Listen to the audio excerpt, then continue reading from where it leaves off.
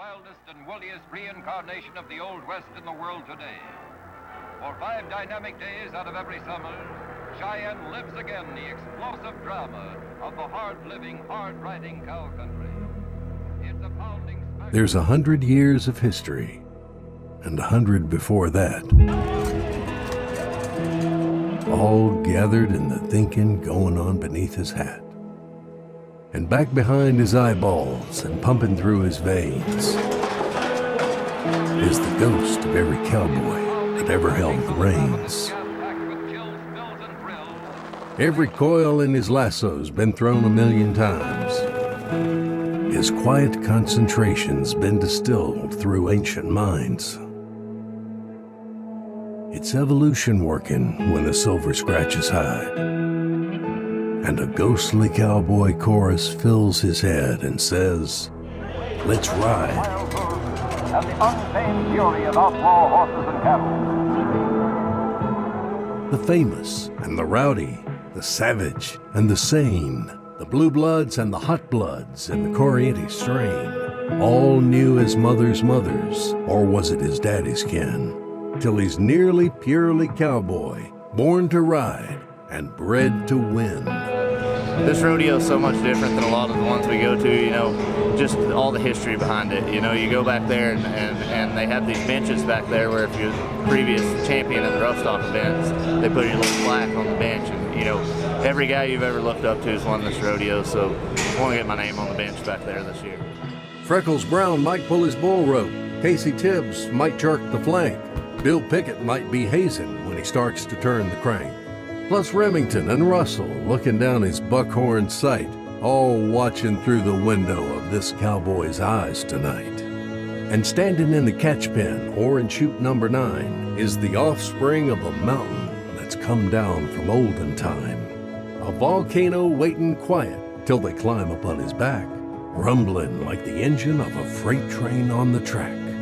A cross between a she-bear and a bad 4-wheel drive, with the fury of an eagle when it makes a power dive. A snake who's lost its caution, or a badger gone berserk. He's a screaming, stomping, clawing, rabid, mad dog piece of work. From the rollers in his nostrils to the foam upon his lips. From the hooves as hard as granite to the horns with dagger tips. From the flat black staring shark's eye that's the mirror of his soul shines the challenge to each cowboy, like the devil calling roll. In the seconds that tick slowly till he climbs upon his back, each rider faces down the fear that makes his mouth go slack and cuts his guts to ribbons and gives his tongue a coat. He swallows back the panic gorge that's rising in his throat. The smell of hot blue copper fills the air around his head. Then a single solid shiver shakes away the doubt and dread. The cold flame burns within him till his skin's as cold as ice. And the dues he paid to get here are worth every sacrifice. All the miles spent sleepy driving, all the money down the drain, all the if-I's and the nearlies, all the bandages and all the pain. All the female tears left drying, all the fever and the fight are just a small down payment on the ride he makes tonight. And his partner in this madness that the cowboys call a game has a ton of bucking thunder bent on proving why he came. But the cowboy never wavers. He intends to do his best. And of that widowmaker, he expects of him no less.